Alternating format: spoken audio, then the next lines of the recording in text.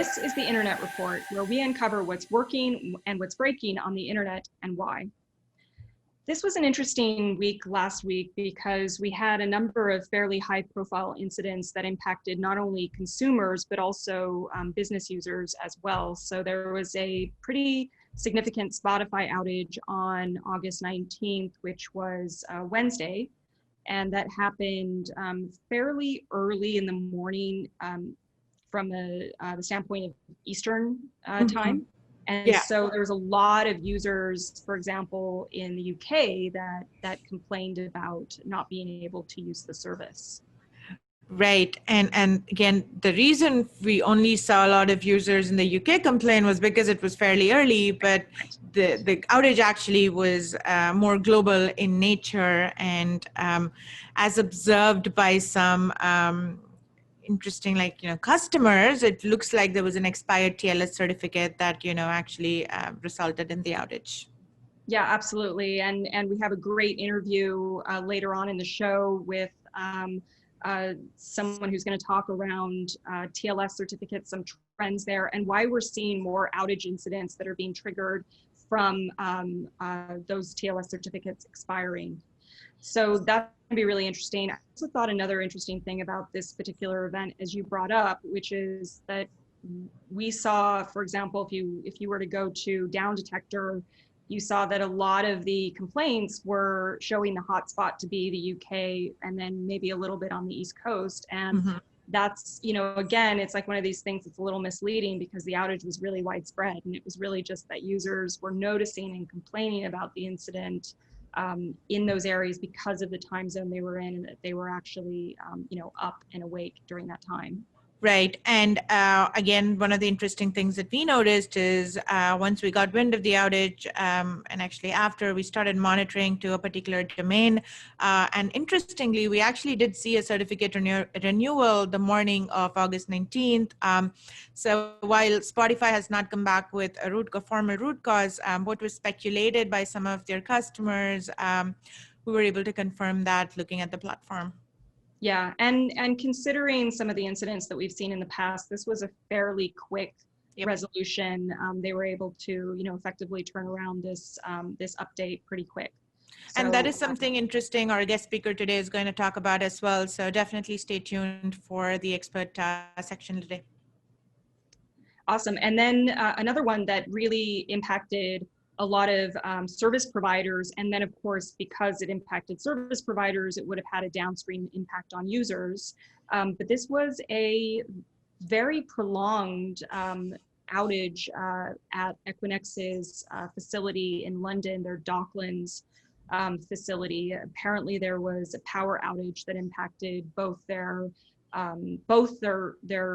supposedly independent sources of power, and having lost 2 feeds, this lasted almost 12 the hours. Whole day. Yeah. So around between 12 and 15 hours. Not all of their customers were impacted in the same way, which is something we'll talk about in a bit when we get into this a little bit more. But that was a pretty significant incident that happened on August 18th, starting in the early hours of the morning.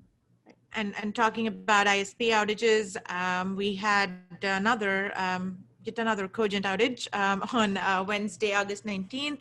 Happened pretty late in the night, so we didn't really see an impact of the outage because it happened around I think like 10:50 10:50 Pacific. So it was pretty much across in LA, Boston. So we saw it widespread from the perspective of areas that were impacted, but because it was so late in the night, we did not necessarily see any user impact, most likely a maintenance window given the time frame. Yeah. And we see that fairly frequently with a large transit provider like Cogent. When they make changes to their network and they do have these maintenance events, they will simultaneously impact a lot of different locations that are really distributed. So oftentimes not only the US, but their EMEA infrastructure will be impacted as well. So that was something that we saw here. But just, interesting to know kind of how they do, how they operate effectively, right? And what if you're in the Europe, or if you're in the US, like you can expect kind of a similar time frame in terms of when maintenance is done. Yep. All right, so we're going under the hood on the Equinix outage. We saw some really interesting shares. Like Angelique was saying, this was a really long outage, like almost 12 to 15 hours, and we see an array of ISPs impacted. So yeah, let's get into that really quick now. Yeah, so we're looking just kind of at a tweet that was sent out by Equinix regarding the outage. Again, took place at their Docklands facility, LD8, and it was a power outage. And so it impacted their customers there, as well as other providers, including other exchange providers like Lynx. Also reported that they were impacted as well because they maintain infrastructure within this facility, and also peer and offer various services through that facility as well. What's interesting is that at the time of the outage, so we're looking here kind of around 3:25 UTC, which would have been around 4:20 a.m. BST. Yeah. So this was basically at the start of the outage. We see, just simultaneously a number of different service providers, for example, TeliaNet, we see Cogent, NTT, and Level 3. And if we drop down into a little more detail on each one of these, we can see, for example, this is infrastructure that is in the UK, and the same with Cogent as well. So obviously they have a lot of infrastructure, and again, infrastructure within the UK is impacted. Good contrast to what we mentioned earlier in terms of when Cogent has a planned incident, it's usually distributed across a number of different sites, and we don't see that here. We really see that this is contained to kind of the blast radius of this Equinix power outage. Actually, that's a really good point that you mentioned, because from a timing perspective, this did happen local time pretty early on, right? Like 4:30. So what one could think that this is a maintenance window, another way to kind of, characterize that and kind of level set is it's not that distributed, right? Yeah, and it's also useful to kind of look at this incident within the context of like, what are their maintenance windows typically look like? When do they typically take place? And this doesn't look like that at all, just based on what we've seen with Cogent in the past. So having that context about even individual providers and what their typical operations look like is really useful. And then looking at NTT, again, the UK. What I really like about this snapshot, Angelique, is it shows kind of not just the breadth of the outages, but in one place you can see all the providers that are impacted, right? And that typically happens with like a colo like Equinix, and in a location like London, it's kind of that impact is like really widespread. Absolutely, yeah. And this is just one particular interval of time. We also picked up lots of kind of packet loss and an outage for British Telecom and other service providers as well. So not just the ones we're seeing here. But it's interesting because there were some of the customers of Equinix who reported that they were affected by this outage. It didn't look like every one of their customers was impacted the same way. Some of them lost connectivity to their infrastructure across the board, and then others just some of their racks, for example. And so we can see here, for instance, that some service providers and users connecting from certain locations, we only saw the effect for a very brief period of time at the onset of the incident, right? And this, yeah, you're right. And then if you filter here on Northampton, right, just to kind of reduce the scope of what you're seeing here, is that red dot, which is 100% packet loss, is very clearly seen in the Equinix facility. And to your point, this looks like a blip just from how long this outage lasted, and this could be because of not all providers were affected, not all power was impacted. So.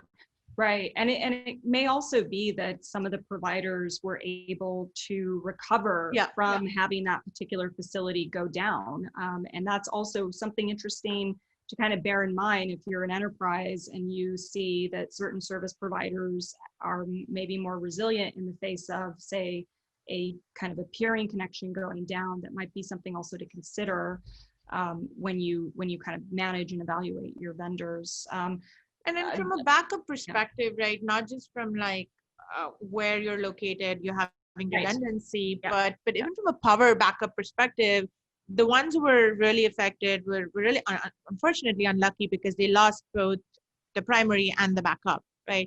So that's why the recovery took long. I think this is an example where actually you see the impact for that 12 hours. Well, it's also interesting too, because I think that brings up a question of what is resiliency, and you know, in talking to your providers, because it sounded like, based on some of the statements of their customers, I think it was GigaNet that put out a statement. They, you know, again, they mentioned like both the A and B power sources. Well, typically those, for resiliency purposes, are completely independent of one another, and if one goes down, the other is meant to, you know, not be affected in the same way, but they were both affected. So I think there are a lot of questions that this brings up in terms of, you know, how resilient were they really in the first place.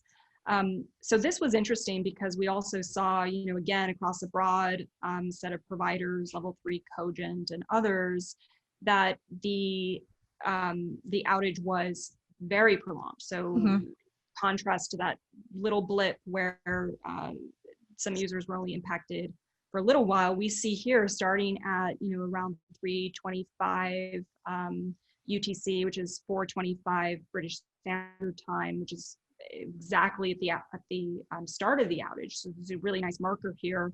We see this 100% packet loss, and this continues for hours. And we see that it doesn't resolve until like 12 hours later, right? So that is really interesting that it was that prolonged for some providers, for some users connecting through that service.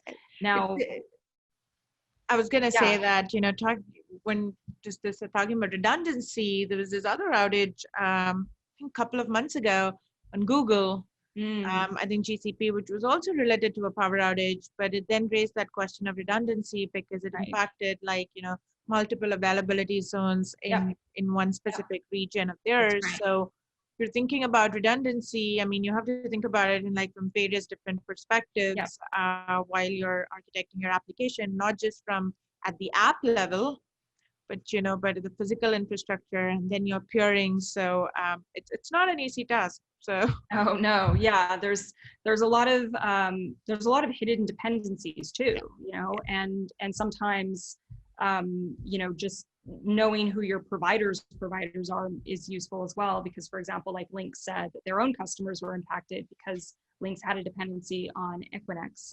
So it can really be like this kind of nesting doll of dependencies, and you kind of have to understand what your exposure is. So you certainly have to go a few degrees deeper. So, you know, again, this was pretty interesting. Equinix said that by around 9:50 local time, it was completely resolved. There's some indications that it was resolved a lot earlier for customers, and we can see here that in this particular incident, it lasted around 12 hours, which is, from an outage standpoint, pretty significant. Pretty significant, especially because it's a working day. It's right in the middle of the day. Absolutely. So it's impactful. Yeah, totally. So so that was a really kind of interesting incident. Now we're going to kind of pivot and go back to the Spotify outage, because there's a lot of lessons that can be gleaned from this particular incident. So Archana, I know you're going to go on a deep dive with Prabhnit Singh, and you guys are going to talk a lot about interesting stuff related to different trends and different browsers and kind of the evolution of TLS search and what's changing and all of that. So stick around and catch that interview.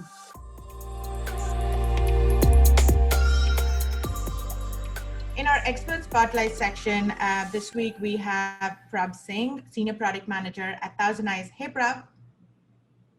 Hi, Archana. How are you? Doing good, and thanks for being on the show. Yeah, really excited. Thanks for inviting me. I'm really excited to have a conversation on certificates. Yeah. So for those of you who don't know Prab, he is a senior product manager at ThousandEyes, and he's a 10-year networking professional and is currently leading our Internet and WAN product line.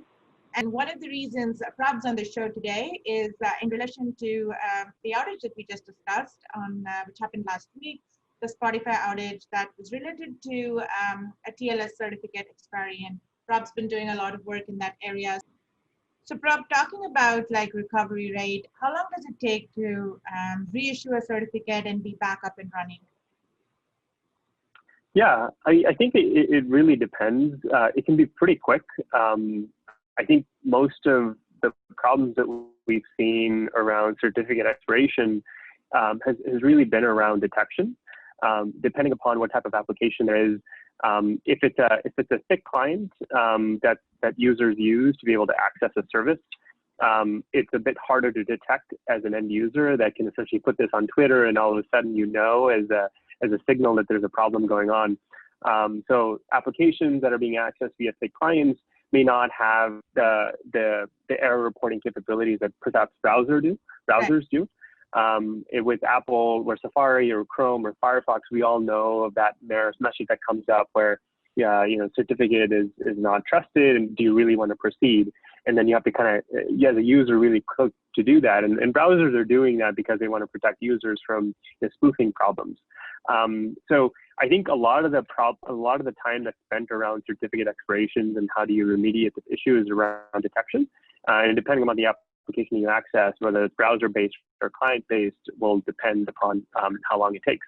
But the renewal process itself, if it's email-based validation and you have the right authority, it can be as quickly as a few minutes to 30 minutes, where you're generating you go to the certificate authority's website, you generate a certificate signing request, you validate that you have an email in that domain, you get sent an email validation, and then you install the new cert on the new server.